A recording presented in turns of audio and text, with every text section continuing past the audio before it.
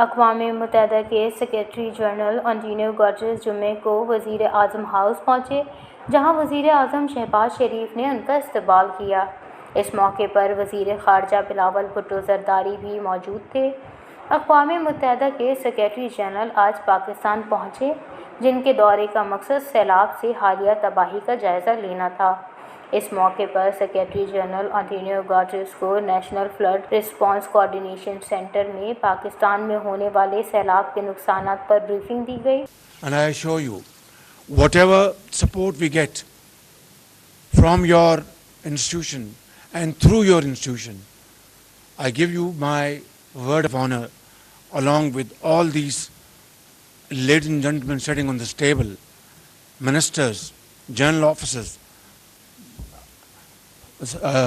government officials, ladies and gentlemen, that every penny we get from you or from wherever, we will spend it most transparently and in the interest of the suffering humanity. Thank you. Thank you. Antonio Guterres के हमरा मुश्तरका press conference में वज़ीर आज़म शहबाज शरीफ ने कहा कि पुल, सड़कें और infrastructure तबाह हो गया है। सैलाब मुतासरीन के लिए बैनुल-अक़वामी ताउन बहुत अहम है। उन्होंने कहा कि बहाली के ऑपरेशन में काफ़ी फंड्स की ज़रूरत होगी। रिलीफ और रेस्क्यू ऑपरेशन जारी है, जिसके बाद बहाली का ऑपरेशन होगा।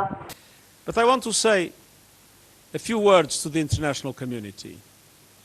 Pakistan needs massive financial support to respond to this crisis that have costed, according to some estimates I've heard today, about $30 billion and counting. इस मौके पर एंटोनियो गुतेरेस ने कहा कि इंटरनेशनल कम्युनिटी को कहता हूँ कि पाकिस्तान को बहुत फाइनेंशियल सपोर्ट की ज़रूरत है।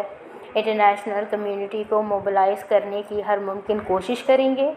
एंटोनियो गुतेरेस ने कहा कि पाकिस्तान को बहाली के लिए माली इमदाद की ज़रूरत है। अक़वाम मुत्तहिदा पाकिस्तान की इस मुश्किल वक्त में ज़रूर मदद करेगा। उन्होंने कहा कि पाकिस्तान इन ममालिक में शामिल है जो मौसमियाती तब्दीली से मुतासर हो रहे हैं। वाज़ेह रहे कि अक़वाम मुत्तहिदा के सेक्रेटरी जनरल एंटोनियो गुतेरेस 2 रोज़ दौरे पर पाकिस्तान पहुँचे हैं।